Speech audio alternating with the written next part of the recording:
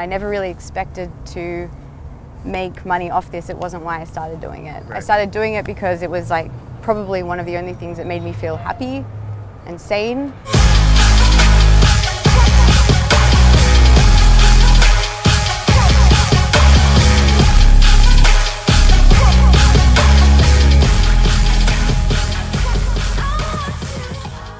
How's it going? Good, how are you? Good. Just loitering in Vegas? Loitering Yep. in downtown Vegas.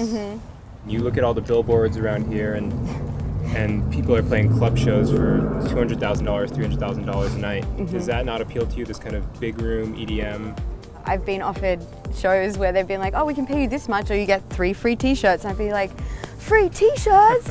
Writing music and songs I found quite therapeutic and it kind of balanced me out. Yeah. The same as playing shows. That's a really great way to kind of expel all the energy you have. Right. And I feel like quite a high doing that and quite a connection. We almost have this aversion to the term EDM. In Australia, EDM means very commercial, tacky music. When someone calls me an EDM artist, I'm like, I don't think I am an EDM artist. I still can't tell you what my genre is because there's like pop elements, there's so many elements to this stuff. It's just, it shouldn't, for me, like EDM has just become like this, personally it's become an ugly word. I never really thought DJing could become a career. I never thought producing could become a career, ever. I was not a popular kid at school at all. I was pretty badly bullied.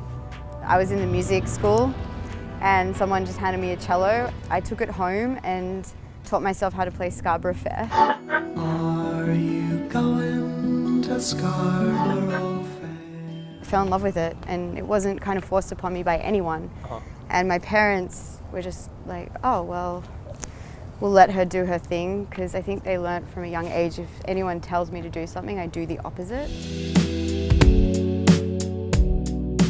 The problem was I loved everything that wasn't classical music. I was, into more alternative music and hip hop.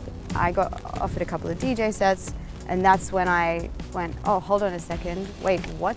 Yeah. This can be an instrument, and I can play like whatever track from whatever genre I want. During that time is when I heard Silent Shout by The Knife.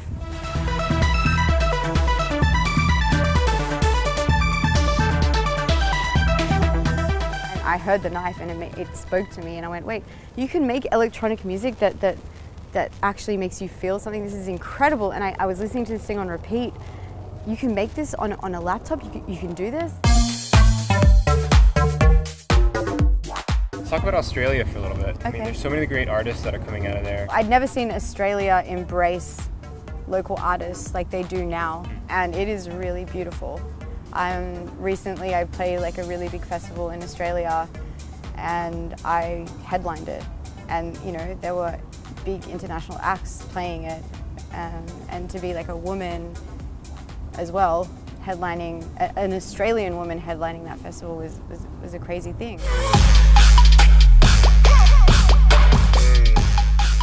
If you had told me that my first show would have been Coachella, that my record would have debuted at #1 on the Billboard dance charts, or like any of that stuff, if you had told me that, or asked me if I thought any of that stuff, if I got Diplo and Friends, which actually changed things for me, like even 2 months before it happened, I wouldn't have been able to tell you that. So I can't tell you what's next. All I know is that I'm just going to continue doing it from a real place, and doing it because it makes me feel happy, and I want to communicate that with other people and make them feel happy, and that like